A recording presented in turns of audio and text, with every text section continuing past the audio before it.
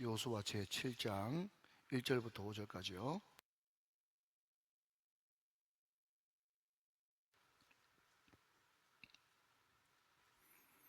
네, 이 계시의 말씀을 한 절씩 나누어서 교독하시고 마지막 절 합독하실 때 살아계신 하나님의 음성을 들을 수 있기를 원합니다. 제가 1절을 받들일죠. 이스라엘 자손들이 온전히 바친 물건으로 말미암아 범죄하였으니 이는 유다 지파 세라의 증손 삽디의 손자 갈미의 아들 아간이 온전히 바친 물건을 가졌습니다. 여호와께서 이스라엘 자손들에게 진노하시니라. 여호수아가 여리고에서 사람을 베델 동쪽 베다웬 곁에 있는 아이로 보내며 그들에게 말하여 이르되 올라가서 그 땅을 정탐하라 하며 그 사람들이 올라가서 아이를 정탐하고 여호수아에게로 올라와 그에게 이르되 백성을 다 올라가게 하지 말고 2,3,000명만 올라가서 아이를 치게 하소서. 그들은 소수이니 모든 백성을 그리로 보내어 수고롭게 하지 마소서 하므로 백성 중 3,000명쯤 그리로 올라갔다가 아이 사람 앞에서 도망하니 다 같이요. 아이 사람이 그들을 36명쯤 쳐 죽이고 성문 앞에서부터 스바림까지 쫓아가 내려가는 비탈에서 쳤으므로 백성의 마음이 녹아 물같이 된지라. 아멘.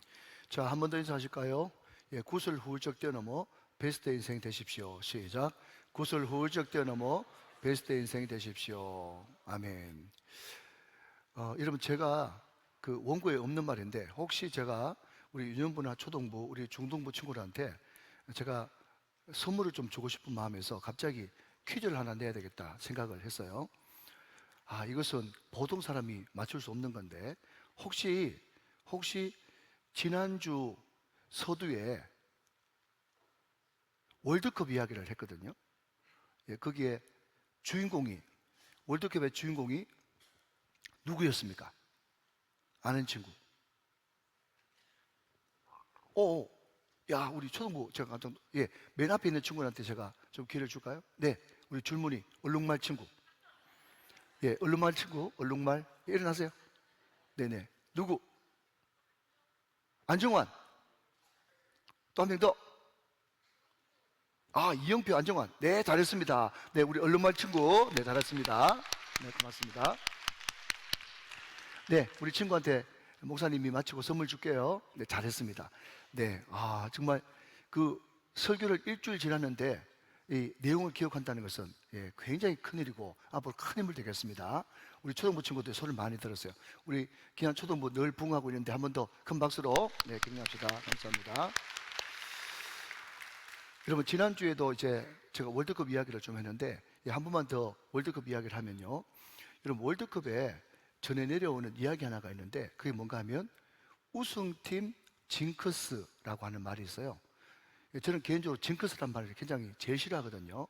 징크스가 뭔가 하면 어떤 안 좋은 일들, 사건들이 반복되는 것을 징크스라고 합니다. 우리 예수 믿는 사람은 그 징크스가 일어나지도 말아야 되고 그 일어날 수 있는 원인도 제공하지 말아야 되겠죠. 그죠?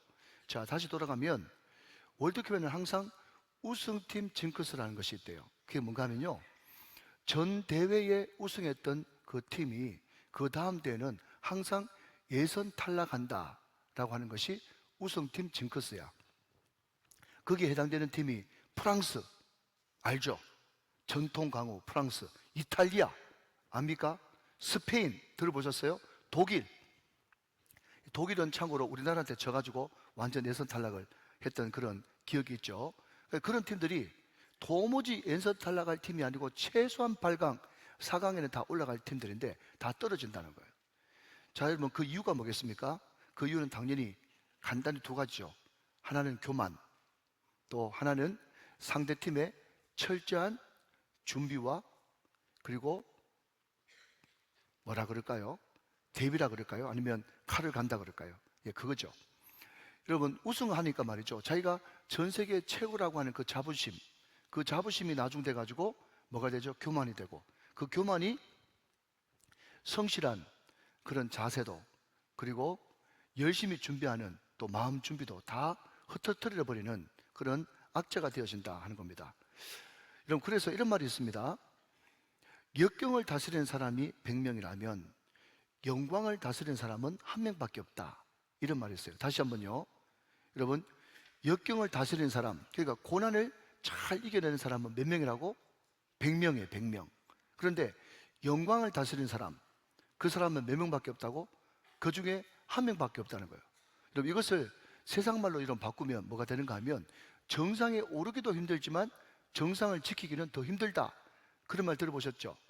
예, 그런 말을 모르신다면 여러분, 고린도전서 10장 12절 말씀 보니까 우리 모두가 조심해야 될 말이니까, 자, 앞을 보면서 같이 한번 해봅시다. 시작. 그런즉 선질로 생각하는 자는 넘어질까 조심하라. 이게 다 같은 맥락인 거예요. 교만하면 넘어진다는 거예요. 까불면 실패한다는 것입니다. 여러분, 우리가 이때까지 쭉 배워왔던 그 여호수아 말씀을 쭉 읽어보면요, 여러분, 이 여호수아의 가나안 정복 전쟁은 결단코 무기로, 작전으로, 전략으로 이기는 승리가 아닌 것입니다. 뭐의 승리죠? 말씀을 앞세우라, 말씀이 나침판이 될 것이다. 기도를 앞세우라, 기도가 길이 될 것이다. 성결을 앞세우라, 성결이 너에게 힘이 될 것이다. 그러니까 이 여호수아 3장부터 시작해가지고 언약궤를 앞세워 갑니다. 그리고 가나안 전쟁 때 여러분, 하초처라고 하는 은나팔을 부는 것이 아니라 소파르라고 하는 양각나팔을 불면서, 이것은 결단코 총칼로 하는 무기라는 싸움이 아니라 이 가나안 전쟁의 싸움은 순종의 싸움이고, 이 전쟁은 성결의 싸움이라는 거예요. 여러분, 이것을 반대로 말하면 너희들이 주님 앞에서 순종하고 정결하기로 결단하고 나아갈 때 하나님께서는 반드시 승리하게 해주실 것이요. 여러분, 그것이 뭡니까? 그것이 바로 할례고, 그것이 바로 유월절이고, 그것이 바로 여호수아가 신발을 벗는 그 모든 것들이 다 뭔가 하면 성결이고 거룩이고 순종인데, 그 순종과 거룩이 있을 때 너희들은 반드시 이길 것이요, 이것을 거꾸로 하면 뭐가 되는 겁니까? 순종과 성결이 없을 때 너희들은 반드시 실패하고 넘어질 수밖에 없다 하는 것을 말하고 있다는 것입니다. 여러분, 고린도 후서 12장에 보면 거기에 어떤 말씀이 나오는가 하면요, 사도 바울이 삼층천에 올라갔습니다. 그리고 하나님의 영광을 봐요. 그리고 사도 바울이 갖가지 은혜와 은사를 많이 받습니다. 그러나 그럼에도 불구하고 사도 바울은 가시 같은 자기의 육체를 끌어안고, 그럼에도 불구하고 그렇게 능력을 많이 받음에도 불구하고 납작 엎드려 순종하면서 정결하게 주님 앞에 나아갔더니, 자, 고린도 후서 12장 9절 말씀에 보니까 이렇게 이야기합니다. 나에게 이르시기를 내 은혜가 내게 족하도다. 이는 내 능력이 약한 데서 온전해짐이라 하신지라. 그러므로 도리어 크게 기뻐함으로 나의 여러 약한 것들에 대해서 자랑하리니 이는 그리스도의 능력이 내게 머물게 하려 함이라 그랬습니다. 자, 좀 띄워놓으시고요. 자, 여러분, 우리 빨간색만 한번 읽어보실까요? 시작. 내 능력이 약한 데서 온전하여짐이라. 두 번째, 시작. 그리스도의 능력이 내게 머물게 하려 함이라. 여러분, 무슨 이야기를 하고 있는가 하면, 우리의 인생은 영적 전쟁인데 이것은 칼과 창으로 하는 세상적인 전쟁이 아니라 영적 전쟁이기 때문에 우리에게 요구되어지는 것은 성결과 순종이라는 겁니다. 우리가 철저하게 순종하고 철저하게 거룩하면 하나님께서 우리에게 무슨 약속을 해주시는가 하면, 내 능력이 점점 더 온전하게 되어질 것이다. 내 능력이, 그리스도의 능력이 내게 머물게 될 것이다. 그렇게 약속하고 있다는 거예요. 그런데 여러분, 오늘 본문의 여호수아는 전혀 자기 힘으로 이긴 것이 아님에도 불구하고 여리고라고 하는 그 엄청난 난공불락이 자기 앞에서 맥없이 무너지는 것을 보고, 마치 이스라엘의 능력으로, 자기의 지도력으로, 자기 힘으로 그 모든 것이 이기고 승리하고 무너진 줄 알고 의기양양해서 승리에 도취되어 있는 모습을 보게 된다는 것입니다. 여러분, 저는 그 이야기를 들으면서 갑자기 오래전에 들었던 한 예화가 생각났습니다. 재미있는 이야기를 한번 들어보십시오. 어떤 큰 정글 밀림이 있었는데 거기에 코끼리 한 마리하고 개미 한 마리가 살고 있었대요. 자, 유년부 친구들, 자, 뭐가 살고 있었어요? 뭐가? 우리 초등부 친구들 뭐가 살고 있었어? 아이고, 우리 형들이, 예, 확실히, 언니들 확실히 잘하네. 자, 유년부 친구들 뭐가 살고 있었다고?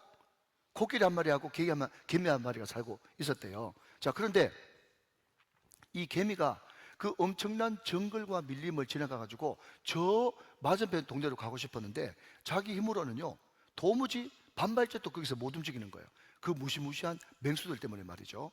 그래서 할 수 없이 말도 안 되지만 친구인 코끼리한테 부탁을 했다는 거예요. 코끼리야, 내가 저 반대편으로 한번 가고 싶은데 네 등에 좀 업혀가면 안 되겠니? 그랬더니요 그 코끼리가 쿨하게 그래 내 등에 업혀 하면서 그 개미를 자기 등에, 여러분 뭐 개미가 올라간다고 해가지고 무게가 느껴지겠습니까? 그러니까 내 등에 업혀 하면서 코끼리를 자기 등에 싣고는 그 억센 발로 그냥 그 정글에 그 모든 그 뭡니까 나무라든지 그죠 풀이라든지 그런 것들을 막 밟고 성큼성큼 해가지고 얼마 안 돼가지고 저 정글 밀림 맞은편에 딱 가는데 말이죠 새로운 세상이 짜자잔 하면서 막 펼쳐지는 거예요.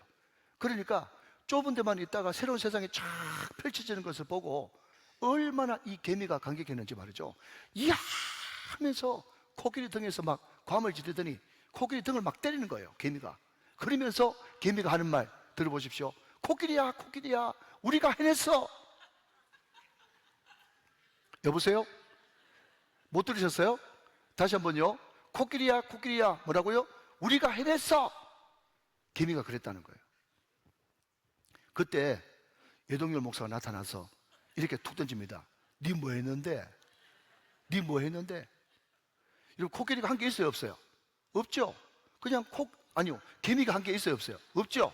코끼리 등에 그냥 얹혀서 간 것뿐이에요. 여러분 지금 제가 이 예화가 생각난 것은 뭔가 하면 요수아가 꼭 그 짝이에요.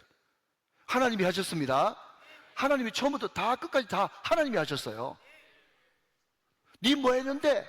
그랬더니 여러분 요수아와 그 이스라엘 백성들 하는 말이 뭔가 하면 하루에 한 바퀴 돌아줬잖아. 7째 날에 7바퀴 돌았잖아.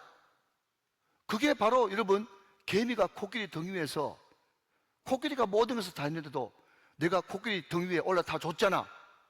그 코끼리 뼈하고 내 엉덩이하고 부딪히는 바람에 얼마나 아픈데도 참아줬잖아. 이거하고 전혀 다를 바가 없다는 것입니다. 하나님이 다 하셨어요. 그리고 여러분 하나님이 이런 일이 있을 줄 분명히 예견하시고 요수아 6장 18절 말씀에서 먼저 경고해 주십니다. 하나님은 우리가 말씀 앞에 있을 때 기도할 때 먼저 말씀으로 기도로 우리에게 다 가르쳐 주시는 분이세요. 자, 요수아 6장 18절 말씀을 같이 한번 더 보시겠습니다. 6장 18절 말씀. 너희가 온전히 바치고 그 바친 것 중에서 어떤 것이든지 취하여 너희가 이스라엘 진영으로 바치는 것이 되게 하여 고통을 당하게 되지 아니하도록 오직 너희는 그 바친 물건에 손대지 말라 그랬습니다. 자, 여러분 요수아 6장 18절 말씀 보니까 하나님이 이미 다 하셨죠. 다 하셨기 때문에 요수아에게 이렇게 명령하라고 말씀하셨지 않습니까? 그 명령을 받은 요수아가 자기가 그런 말을 해놓고도 진짜로 이런 일이 있을 줄 아무것도 모르고 깜깜하게 막상 여리고가 무너지니까 자기가 그렇게 된 줄 알고 의기양양해야 하는 모습, 이것이 어쩌면 우리들의 모습이라는 것입니다. 그래서 지금 이 아이성의 실패, 이것은요 정말 헷갈릴까봐 하나님께서 먼저 결론부터 이렇게 말씀하고 있는 거죠. 자, 여러분 1절 말씀 다시 한번 보실까요? 오늘 보면 1절입니다. 이스라엘 자손들이 온전히 바칠 물건으로 말미암아 범죄하였으니 이는 유다 지파 세라의 증손 삽대의 손자 갈미 아들 아간이 온전히 바칠 물건을 가졌습니다. 여호와께서 이스라엘 자손들에게 진노하시니라. 자, 지금 아이성이 지게 된 원인을 먼저 결론부터 1절에서 말하고 나서 이렇기 때문에 아이가 졌다고 이야기하고 있습니다. 뭐 때문에 졌다고요? 불순종 때문에 졌다고요. 뭐 때문에 졌다고요? 죄 때문에 졌다고요. 다시 한번 말씀드립니다. 우리의 승리는 칼과 창의 무기의 승리가 아닙니다. 작전의 승리가 아닙니다. 인맥의 승리가 아닙니다. 우리의 승리는 세상적인 승리가 아니에요. 여러분 어쩌면 너무너무 쉬운 거예요. 우리가 어릴 때부터 지금까지 귀에 못이 박히도록 들었던 말씀을 앞세우라, 마치 말씀이 너의 나침반이 될 것이다. 기도를 앞세우라, 기도가 너의 길이 될 것이다. 성결하라, 성결이 너의 힘이 될 것이다. I am your strength.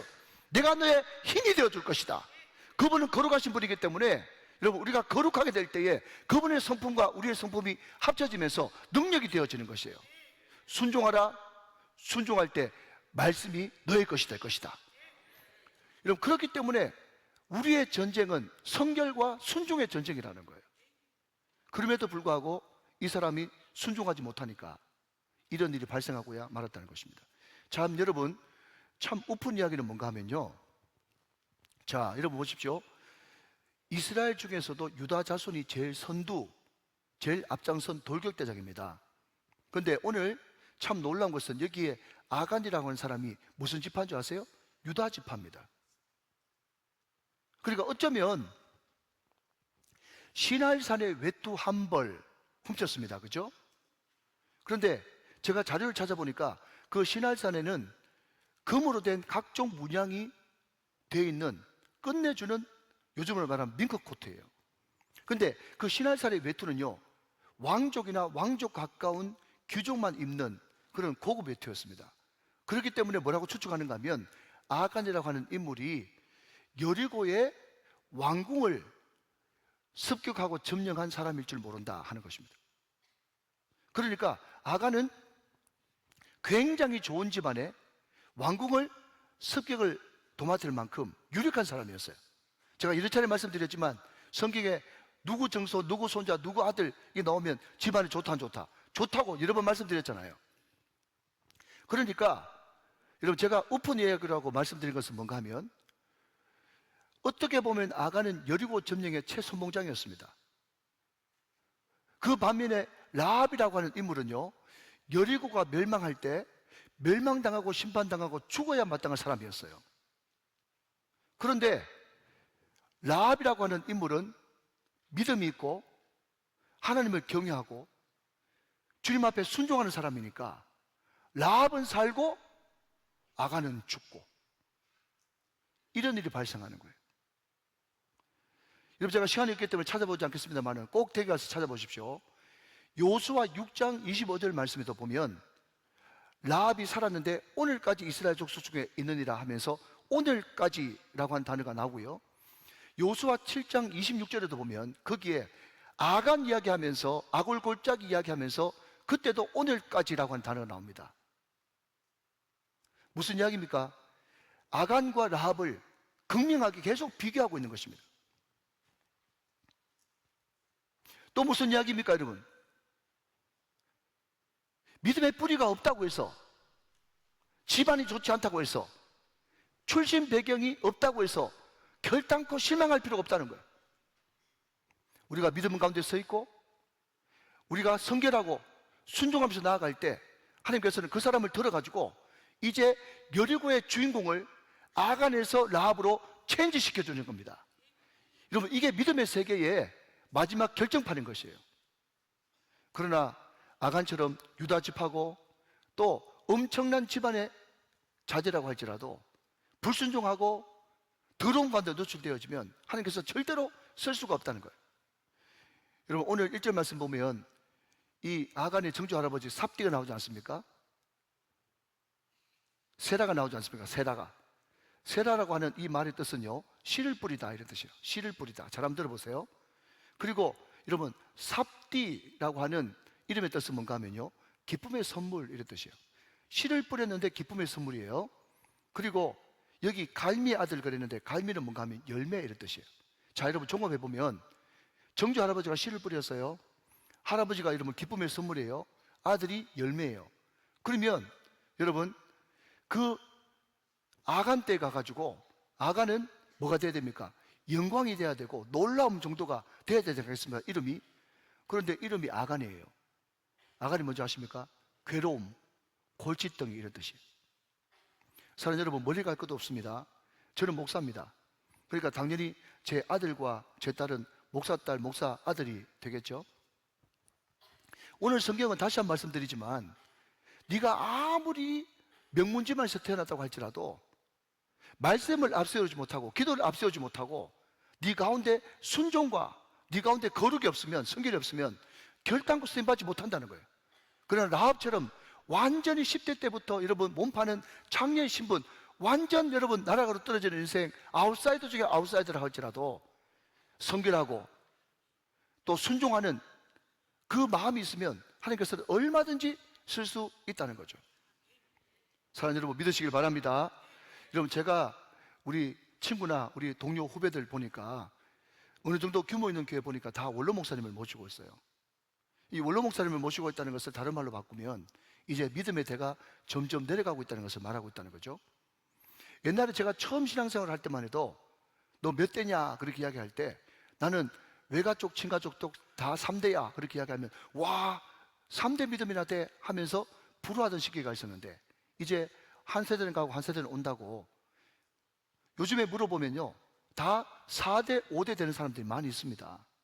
그런데 절대로 성경은 그것을 무시하진 않지만 그 대수가 물리적인 대수가 중요하지 않다는 겁니다. 중요한 것은 다시 한번 말씀드립니다. 거룩입니다. 중요한 것은 순종입니다.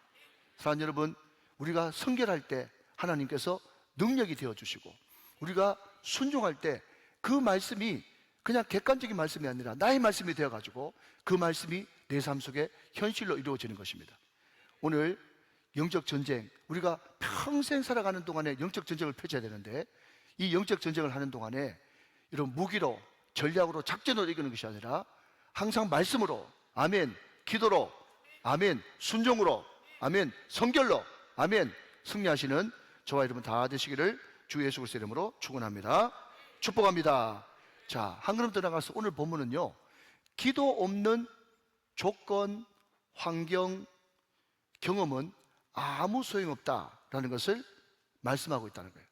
여러분 오늘 이 아이성 전투는 우리들에게 반면교사, 야 저렇게 하면 안 되는구나, 저렇게 하면 정확하게 실패하는구나, 이것을 우리들에게 알려주고 있습니다.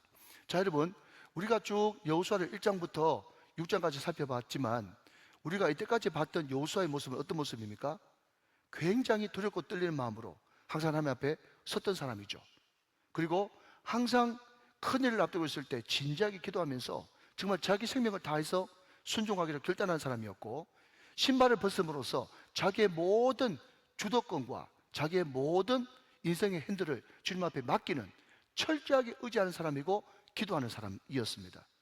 그런데 이 여리고라고 하는 큰 성을 점령하고 나서 오늘 본문에 보면 여호수아가 기도했다, 하나님께 여쭤봤다, 의지했다, 이런 단어는 한 단어도 찾아볼 수가 없다 하는 겁니다. 자, 여러분 오늘 그 내용이 2절부터 5절까지인데 다 알지를 못하고 여러분 2절 말씀을 같이 한번 보시겠습니다. 2절 말씀 제가 읽습니다. 여호수아가 여리고에서 사람을 베델 동쪽 베다웬 곁에 있는 아이로 보내며 그들에게 말하 이르되 올라가서 그 땅을 정탐하라 하매 그 사람이 올라가서 아이를 정탐하고 그랬습니다. 자, 여러분 제가 어디에 하이라이트를 쳐놨어요? 정탐. 자, 우리 잠을 확 깨우는 의미에서 자, 우리 옆에 분들과 한번 인사를 이렇게 한번 해보시죠. 그냥 좀 비아냥거리면서 그냥 저를 한번 따라해 보세요. 정탐 좋아하네. 시작. 정탐 좋아하네. 여러분 이럴 때는요 정탐 좋아하네 이렇게 이야기해도 됩니다. 자, 여러분 여호수아가 원래 무슨 출신이었어요? 정탐꾼 출신이었죠. 그러니까 정탐꾼 출신이니까 제가 이 말씀을 읽으면서요 제 입에서 저도 모르게 정탐 좋아하네 그 이야기가 나왔어요. 자기가 정탐꾼 출신이니까 계속 정탐만 좋아해요. 자, 그런데 여러분 정탐 갔던 그 사람들이 돌아와가지고 3절 말씀에 보니까 뭐라고 보고하는가 하면 3절 말씀에 여러분 그들은 소수이니 모든 백성을 그리로 보내어 수고롭게 하지 마소서 함으로 그랬습니다. 자, 저를 한번 보십시오. 자, 그들은 소수이니 수고할 것도 없습니다. 다 올라갈 것도 없습니다. 2-3천 명만 올라가도 충분히 이깁니다. 여러분 이것이 긍정이요 부정이요? 긍정이죠. 긍정. 여러분 제가 말씀드리고 싶은 것은 이 연사가 말씀드리고 싶은 것은 자, 우리 옆에 분들과 한 번 더 인사하십시다. 긍정 좋아하네. 시작. 긍정 좋아하네. 정탐 좋아하네. 긍정 좋아하네. 무슨 이야기인가 하면요 우리는 긍정적인 사고방식 긍정 그러면요 굉장히 밝게 생각하고 무조건 받아들입니다. 그런데 여러분 조심하십시오. 하나님 없는 긍정은요 헛소리입니다. 헛소리. 자, 여러분 정탐에 대해서 한번 볼까요? 자, 민수기 14장에 보면요 12정탐꾼이 갔다 와가지고 우리는 다 죽었습니다. 우리는 메뚜기입니다. 우리는 올라가면 무조건 죽습니다 하면서 부정적인 그런 보고를 합니다. 이건 아예 처음부터 안 좋은 거예요. 그리고 여러분 오늘 요수아 7장에는요 말이도 필요 없습니다. 2, 3천 명이면 충분합니다 라고 하는 긍정적인 것도 안 좋은 겁니다. 왜 안 좋은 겁니까? 믿음이 없고 하나님이 없는 것은 다 안 좋은 거예요. 이게 키포인트입니다. 그러면 뭐가 좋습니까? 라고 이야기한다면 요수아 2장에 나오는 두 정탐꾼이 좋은 거죠. 여러분, 환경 여전히 안 좋습니다. 상황 여전히 여리고 초롱성입니다. 여러분, 그러나 그럼에도 불구하고 뭐죠? 하나님이 이미 그럼에도 불구하고 환경, 여건, 상황 그럼에도 불구하고 하나님이 이미 그들에게 하나님의 놀라운 권능과 능력을 알게 하셔가지고 그들의 간담이 다 녹았고 이미 항복할 준비가 다 되어 있습니다. 되어 있습니다 라고 하는 상황과 형편은 안 좋지만 그럼에도 불구하고 하나님의 시각으로 보면서 믿음의 보고를 하는 것, 이게 정답인 것입니다. 사랑하는 여러분, 하나님과 믿음 안에서 절대 긍정, 절대 희망, 절대 의지가 되는 여러분 다 되시기를 주 예수 그리스도의 이름으로 축원합니다. 여러분, 우리 교회가 주차장 땅을 우리가 사게 되었습니다. 지난주에 말씀드린 것과 같이요. 근데 여러분, 하나님께서 저에게 기도하면서 주신 생각은 뭔가 하면 그냥 맛있는 떡을 찍어가지고 꿀에 찍어가지고 제 입에 넣어주면서 아 하는 거와 같은 그런 감동을 받은 거예요. 당연히 사야 되겠죠. 그러나 그럼에도 불구하고 여러분, 저는 기도하기를 원하는 것입니다. 왜냐하면 요수아가 너무 우리에게 반면교사인 거예요. 오늘 여러분, 아이성을 바라볼 때 기도했다는 말이 없어요. 그리고 기본 족속들이 찾아올 때도 하나님 앞에 묻지 않고 함으로써 영영 후회할 일밖에 없었다고 말씀하고 있는 것입니다. 여러분, 하나님은 전능하십니다. 하나님은 전능하시기 때문에 여러분, 하나님 앞에서 어려운 문제, 쉬운 문제는요, 이것은 웃기는 말인 거예요.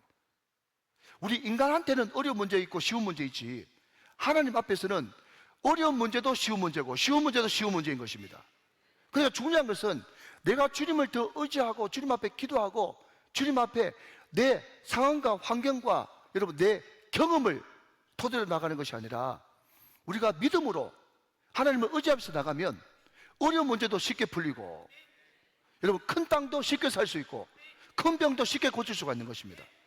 제가 그래서 우리 성도들한테 늘 기도해드릴 때도 이런 이야기를 합니다. 성도님, 하나님이 함께 하시면 암도, 말기 암도 감기처럼 쉽게 고칩니다. 그러나 감기라도 하나님께서 함께 하지 않으면 그 감기가 어떻게 변해가지고 어떻게 죽을지 모릅니다. 여러분, 그게 우리의 믿음과 신앙이 돼야 된다는 거예요. 사랑하는 여러분, 분명하십시오. 하나님 앞에서는 어려운 문제도 없고 쉬운 문제도 없습니다. 하나님은 다 쉽습니다. 하나님 앞에는 큰 문제도 작은 문제도 없습니다. 하나님 앞에서는 다 작은 문제입니다. 하나님 앞에서는 큰 땅도 작은 땅도 없습니다. 하나님께서 함께 하시면 아무 군소리 없이 조용하게 살 수 있는 그런 능력이 있을 줄로 믿습니다. 그런데 하나님께서 함께 하지 않으면요, 작은 문제 때문에 작은 땅 때문에 얼마나 복잡하고 시끄러운 줄 모릅니다. 사랑하신 여러분, 경험을 의지하지 마십시오. 상황을 보지 마십시오. 환경을 보지 마십시오. 기도하십시오. 기도하면 큰 문제도 무너지고 큰 산도 무너지고 평지가 되는 역사가 일어나는 줄로 믿습니다. 그래서 우리 교회는 끊임없이 하나님 자원하여 기쁨으로 감사함으로 기도로 이 모든 것을 이겨낼 수 있기를 원합니다. 그렇게 나아갔으면 좋겠습니다. 여러분, 아이성이 완전히 끼어지고 실패하고 전쟁에 졌습니다. 저는 여기서 꼭 이야기하고 싶은 것은요, 아이성에서 3,000명이 올라갔는데 36명이 죽었습니다. 어떤 사람은 많이 죽었네, 어떤 사람은 적게 죽었네 라고 하지만 하나님께서 36명이라고 하는 비교적 여러분 적은 손실을 여호수아한테 준 것은 깨달으라 라고 주신 하나님의 메시지가 거기 있는 것입니다. 깨달아야 되는 거예요. 여러분 생각해 보십시오. 우리가 국군을 할 때 수천 명만 탁 도열해 있어도 말이죠, 그 규모가 어마어마합니다. 그런데 여호수아는 비로소 깨닫고 남자 60만 명을 쫙 도열시켜 놓고 말이죠, 제비뽑기를 했습니다. 첫 번째 12지파 중에 유다 지파가 걸렸어요. 두 번째 세라의 가족이 걸렸습니다. 그 다음에 삽디가 걸렸습니다. 그 다음에 갈미 아들이 걸렸습니다. 그 수많은 사람들 다 불러놓고 제비뽑기를 4번씩이나 할 때는 그게 또 뭐가 들어있습니까? 하나님께서 또 마지막으로 그 사람에게 회개할 수 있는 기회를 주시는 거예요. 근데 오늘 성경을 쭉 읽어보면요, 그 아간과 그 아간의 가족들 전체가 다 몰살당했거든요. 어떤 사람들은 항상 이 성경을 윤리적으로만 보고, 아니 어떻게 아간이 잘못했다고 해가지고 아간의 가족들까지 다 죽일 수 있느냐라고 이야기하겠지만, 성경 신명기 24장 말씀에 보면요, 율법으로 그 아들의 죄를 아버지한테 묻지 않고 그 아버지의 죄를 아들한테 묻지 않고 연좌제는 안 된다고 이야기했습니다. 그러니까 항상 윤리적으로 성경을 보지 말고 성경을 성경대로 푼다면 어떤 결론에 도달하는가 하면요, 그 아간의 범죄에 뭐가 개입됐다? 자기의 가족들도 개입됐다는 것을 의미하는 것입니다. 이해되십니까, 여러분? 아무튼 오늘 본문으로 다시 돌아오면 이런 이야기입니다. 요수아는 기도해보지 않고 아이성에서 실패합니다. 그 36명이 죽는 그 사태가 벌어지고 나서야 요수아는 철저하게 여호와의 궤 앞에서 바짝 엎드려서 티끌을 뒤집어쓰고 하루 종일 금식하면서 기도합니다. 여러분, 제가 늘 말씀드리지만 목회를 잘하는 사람의 특징은요, 예방 목회입니다. 미리 어떤 일이 있을 줄 알고 미리미리 기도하면서 예방하는 거죠. 여러분, 야구 선수들은요, 그냥 어려운 폼으로 극적으로 여러분 공을 잡아내는 사람이 잘하는 게 아니고, 폼은 멋있지만 정말 잘하는 선수는 야구 선수가 딱 하면서 치는 순간에 그 소리만 듣고 공이 어디로 올 줄 알고 미리 가서 기다리고 있는 사람이 고수 맞죠? 대가 맞는 거 아닙니까? 그죠? 그처럼 우리의 기도를 어떤 사람은 항상 사태 수습용으로 사용한다는 거예요. 하나님은 미리 기도하기를 원하십니다. 미리 기도해서 미리 예방하고 미리 겸손하고 미리 성결하고 미리 순종하기를 원하시는 겁니다. 오늘 저와 여러분들에게 미리 기도하는 그런 놀라운 은혜가 넘치시기를 주 예수 그리스도의 이름으로 축원합니다. 자, 마지막으로 아간 한 사람은 아간 한 사람으로 끝나는 것이 아니라 이스라엘 전체에 영향을 준다. 자, 여러분 1절 말씀을 다시 한번 보겠습니다. 1절 말씀. 이스라엘 자손들이 온전히 바친 물건으로 말미암아 범죄하였으니 이는 유다 지파 세라의 종손 삽디의 손자 갈미의 아들 아간이 온전히 바친 물건을 가졌습니다. 여호와께서 이스라엘 자손들에게 진노하시니라. 자, 이런 보십시오. 자, 1절 말씀 보시면, 자, 앞을 한번 보실까요?